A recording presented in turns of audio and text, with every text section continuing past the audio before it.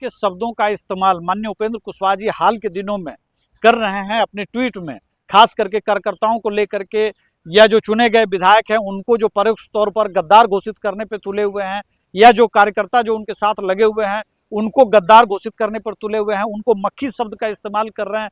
मुझे लगता है कि जिस लीग के नेता माननीय उपेंद्र कुशवाहा जी रहे हैं, लोहिया जी, जेपी कर्पूरी ठाकुर और नीतीश कुमार जी के लीग के ये नेता रहे हैं, उस लीग से ये कहीं बहुत आगे निकल चुके हैं।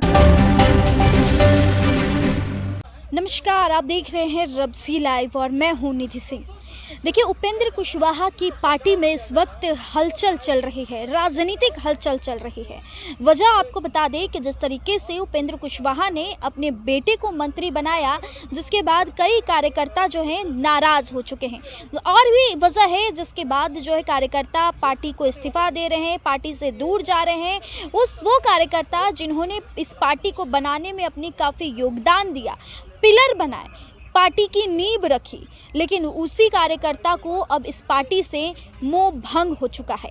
ऐसे में चाहे हम बात करें जितेंद्र नाथ पटेल की, चाहे राहुल कुमार की, जिन्होंने पार्टी से इस्तीफा दे दी है, ऐसे में देखिए राहुल कुमार जो कि पार्टी के प्रवक्ता हैं, उनका भी मोह भंग हुआ और वो क्या कुछ आरोप लगा रहे हैं उपेंद्र कुशवाहा को लेकर, पहले एक नज़र डालिए पूरे इस वीडियो पर। के शब्दों का इस्तेमाल माननीय उपेंद्र कुशवाहा जी हाल के दिनों में कर रहे हैं अपने ट्वीट में, खास करके कार्यकर्ताओं को लेकर के, या जो चुने गए विधायक हैं उनको जो परोक्ष तौर पर गद्दार घोषित करने पे तुले हुए हैं, या जो कार्यकर्ता जो उनके साथ लगे हुए हैं उनको गद्दार घोषित करने पर तुले हुए हैं, उनको मक्खी शब्द का इस्तेमाल कर रहे हैं।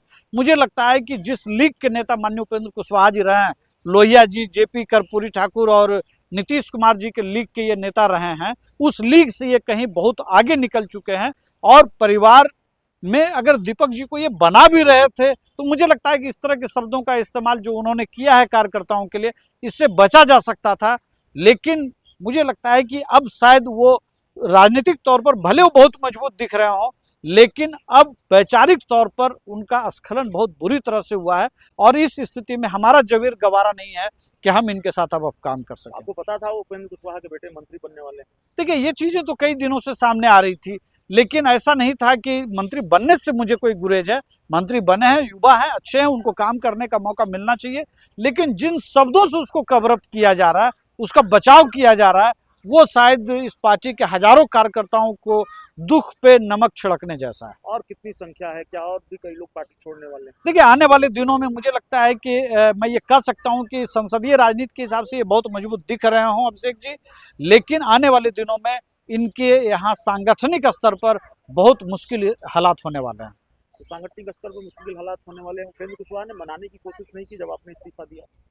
नहीं, हमारी कोई बातचीत नहीं हुई है। इस्तीफा देने के बाद, उसके बाद कोई बातचीत नहीं हुई। आपको लगता है वो बदलाव आया है उपेंद्र कुशवाहा में, वंशवाद, परिवारवाद की राजनीति का? नहीं, जिन शब्दों का वो इस्तेमाल कर रहे हैं वो ये बता रहा है कि जिन शब्दों के लिए वो कभी नहीं जाने गए, हमेशा वो संयमित शब्दों का इस्तेमाल करते थे।